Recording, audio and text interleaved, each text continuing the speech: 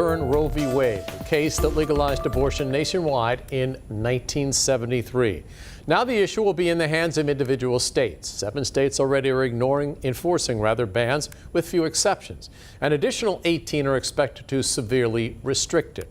The High Court's ruling is triggering protests across the country, including in Hampton Roads. Tonight in Hampton, the local chapter of the NAACP held a call to action at a local church. Sarah Hammond was there. On Monday, the Hampton NAACP protested the Supreme Court's decision to overturn Roe v. Wade, a decision that's caused outrage and anger across the country. And now the organization is asking people to turn that anger into action. They say much of that action comes down to voting. Michelle McFarland with Repro Rising Virginia says it's not just about abortion rights that have been stripped away by this decision. Your rights have been stripped. They are talking about stripping away privacy. State Senator Mamie Locke says there's an expectation that people will eventually stop protesting this decision and just live with it. But she says that can't happen. This is not just a moment. One woman at the rally spoke about her experience with Planned Parenthood and getting Plan B years ago. She says it was either pay $75 then or pay for a baby their entire life later. We're talking about our mothers and our sisters and our daughters.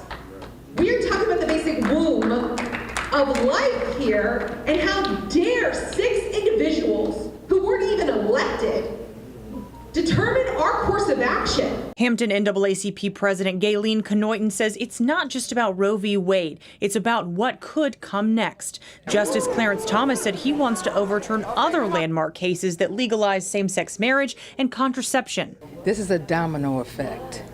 It's going to spill into civil rights, civil liberties, and we want to be proactive and not reactive. In Hampton, Sarah Hammond, 13 News Now.